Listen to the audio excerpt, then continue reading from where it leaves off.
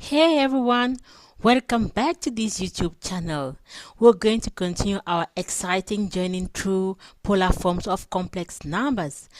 Before we continue, feel free to like, comment and share this video, and why not subscribe to this YouTube channel for more mathematical lessons. And if you're interested in a one-on-one online session, you can email me at the address pjenku@mathstutorialchampions.co.za. Let's begin our exciting journey as I mentioned. So today's topic is all about basic operations on polar forms of complex numbers.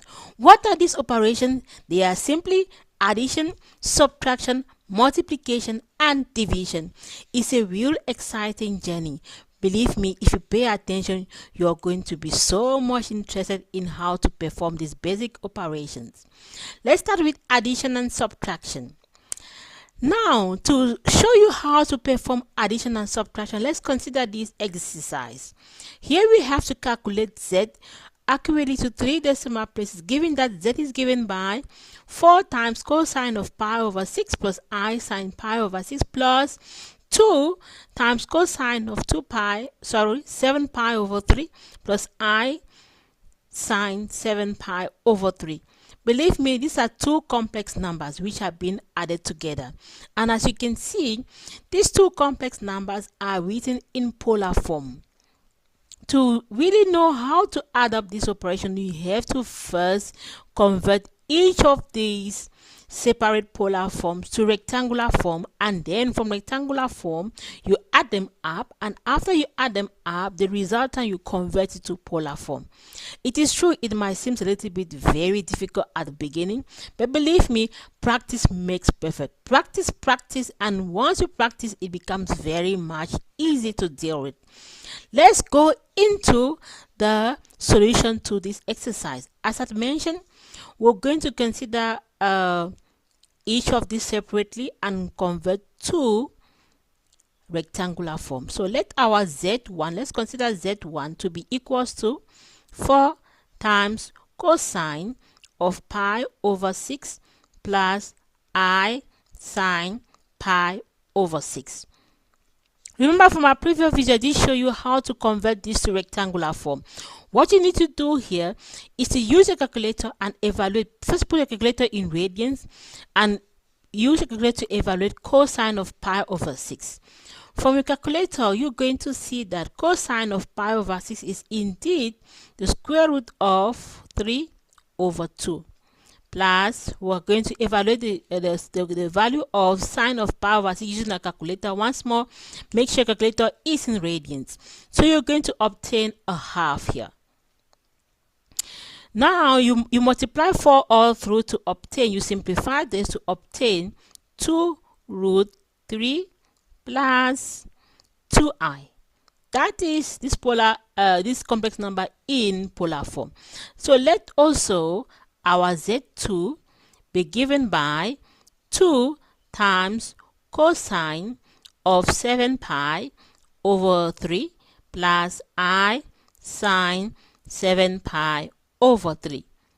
So use a calculator and evaluate this. You're going to have 2 times a half plus I times what? The square root of 3 over 2. You simplify this by multiplying 2 all through. You're going to have 1 plus what? Plus the square root of 3i. Now you take the rectangular form and add it up. So we're going to have, let z be equals to z1 plus z2. You add them up. You're going to have here 2 root 3 plus 2i plus what? Plus 1 plus the square root of 3i. Remember how to add up the rectangular forms of a complex number. You add up the real parts together and the imaginary parts together. So you're going to have, indeed, this is going to be 1 plus 2 root 3, okay, plus 2 plus root 3 I. If you convert this, you convert these to decimal places. Remember, since you have required to write to 3 decimal places, we're going to have approximately 4 decimal places in this at this step, at this stage, so that at the final end we can convert it to 3 decimal places with less accuracy error. So this gives us 4.4641 plus 3.7321i. Okay, now you convert this back to polar form. So what you need to do, remember, we need to find the modulus from our previous discussion. We're going to have the modulus, which is given by 4, the square root of 4.4641 square plus 3.7321 squared. If you don't know why, the reason why we use this formula or where we got this formula, remember in our previous video we did show you what to do or how to use this formula to find the modulus of a complex number. So this gives us approximately 5.8187. The argument here, since our complex number lie in the first quadrant, is going to be simply the arctan of y over x. Remember here our y is 3.7321 and our x is 4.4641. So we're going to have approximately our in radians, this is going to be 0.6963. Therefore our z, correct to 3 decimal places, will be 5.819 times cosine of 0.696 plus I sine 0.696, and we are done. So it might seem to be very difficult to evaluate, but believe me, practice makes perfect. Once you practice, life becomes pretty much easy. For subtraction, do the same way. You convert it to the rectangular form. You subtract according to what we've taught of what you've shown you so far. You subtract real parts together and subtract imaginary parts together. Once you get the value of subtraction, you're going to obtain a complex number in rectangular form. You now get this polar form, this complex number in rectangular form. You transform it to polar form using this method. So now let's go on to multiplication. For multiplication, please pay attention to the formula we're going to use. This is a universal formula for complex numbers in polar form. If you're given a complex number, say z1, given by r1 times cosine of theta 1 plus I sine theta 1. Believe me, this symbol here is a representation of the polar form. Okay, if I haven't mentioned that before, remember, you just note that if you have z1 given by r1 with this sign here, this is the same as r1 times cosine of theta 1 plus I sine theta 2. So indeed, this is the abbreviation of the polar form of a complex number. So we have z1 given by this and z2 given by r2 times cosine of theta 2 plus I sine theta 2. Oh, sorry, this is theta 1, eh?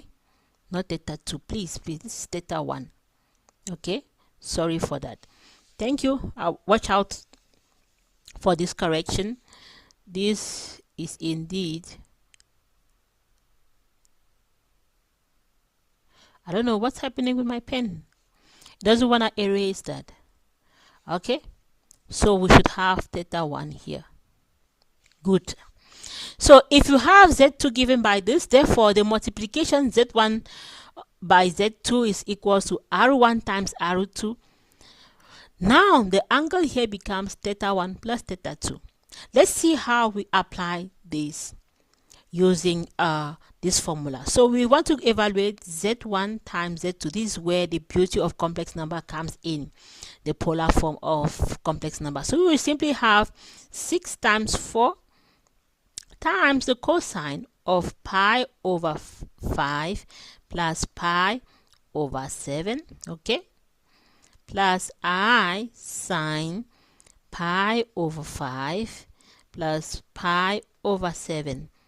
Use your calculator and evaluate this. What do you obtain? You're simply going to have 24 times cosine of 12 pi over 35 plus I sine 12 pi over 35.